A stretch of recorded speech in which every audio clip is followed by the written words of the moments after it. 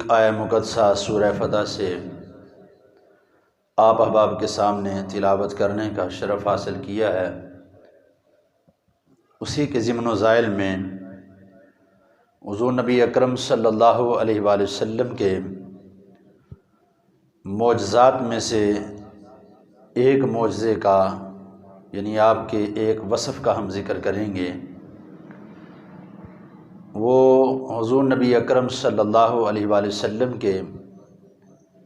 پورے بدن کے معجزات تو کثیر تعداد کے اندر موجود ہیں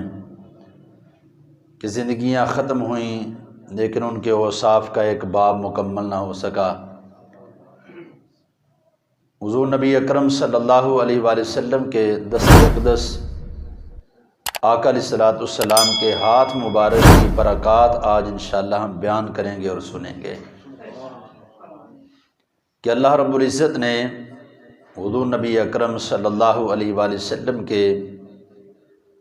ہاتھ مبارک میں کیا کیا برکات رکھیں۔ حضور نبی اکرم صلی اللہ علیہ وآلہ وسلم کی ذات اقدس سر سے لے کر پاؤں کے تلووں تک نور ہی نور ہے، معجزہ ہی معجزہ ہے،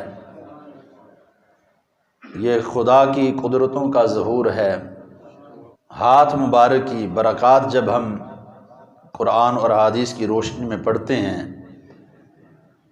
تو پھر آقا علیہ الصلوۃ والسلام کے ایک ایک عضو پہ فخر اور ناز کرتے ہیں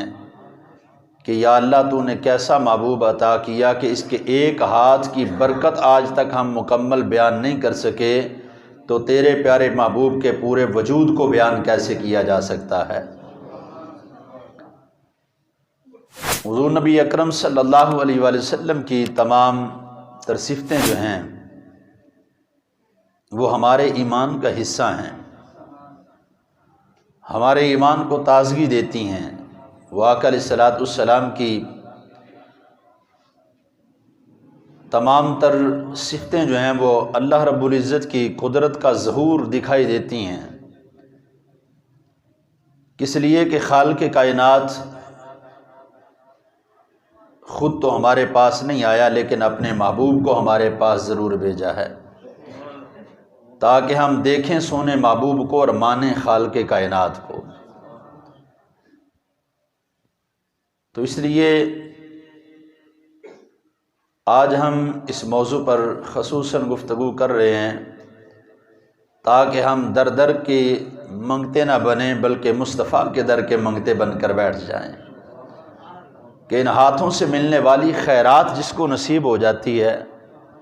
پھر اس کو کسی اور در پر جانے کی ضرورت نہیں پڑتی۔ تو اللہ رب العزت ان ہاتھوں کی صفت کو بیان کرتے ہوئے، شان کو بیان کرتے ہوئے کیا ارشاد فرماتا ہے؟ ان الذین یبایعونک انما یبایعون اللہ۔ یہ بیعت رضوان جب آقا علیہ الصلوۃ والسلام نے فرمائی، صحابہ کرام علیہ رضوان کو فرمایا کہ تم میں سے کون کون ہے جو میرے ہاتھ پر بیعت کرے گا اور تم میں سے کون کون ہے جو واپس پلٹنا چاہتا ہے۔ یہ تقریباً 1400 کے قریب صحابہ کرام علیہ رضوان کی جماعت تھی کہ جنہوں نے حضور نبی اکرم صلی اللہ علیہ وآلہ وسلم کے دست اقدس پر بیعت کی۔ اب 1400 صحابہ حضور نبی اکرم صلی اللہ علیہ وآلہ وسلم کے دست اقدس پر بیعت کرتے ہیں اور اس چیز کا اعلان کرتے ہیں کہ اے سونا محبوب، اگر آپ نے بیعت مانگی ہے تو صحابہ بیعت کے لیے حاضر ہیں، ان میں کوئی بھاگنے والا نہیں ہے، بغاوت کرنے والا نہیں ہے، پیچھے ہٹنے والا نہیں ہے۔ چونکہ آج بہت سے لوگ صحابہ میں بھی تقسیم کرنا شروع کر دیتے ہیں تو اسی لیے یہ نعرہ بلند کیا جاتا ہے کہ ہر صحابی نبی جنتی جنتی، کہ جس نے میرے محبوب علیہ الصلوۃ والسلام کی حیات طیبہ میں کلمہ پڑھ لیا، پھر اسی کلمے پر قائم رہا، آخری دم تک اپنی سانسیں مصطفیٰ کے نام کر دیں،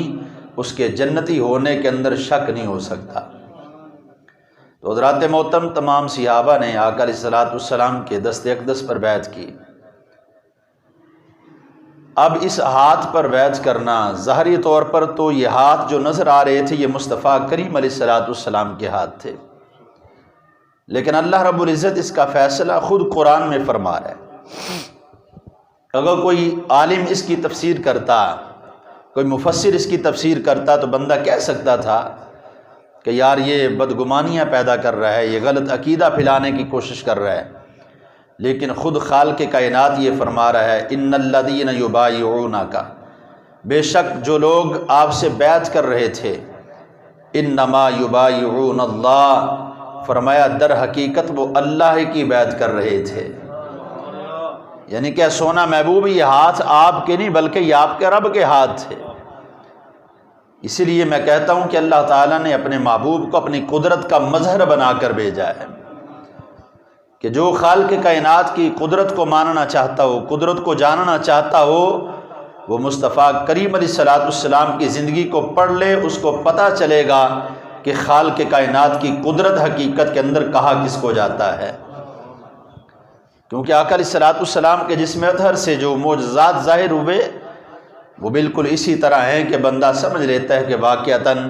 پیارے محبوب علیہ السلام کی ذات اقدس حقیقت کے اندر اللہ کی ذات کا مظہر بن کر آئی ہے۔ تو خالق کائنات نے یہاں پر آگے ارشاد فرمایا ید اللہ فوق ایدیہم،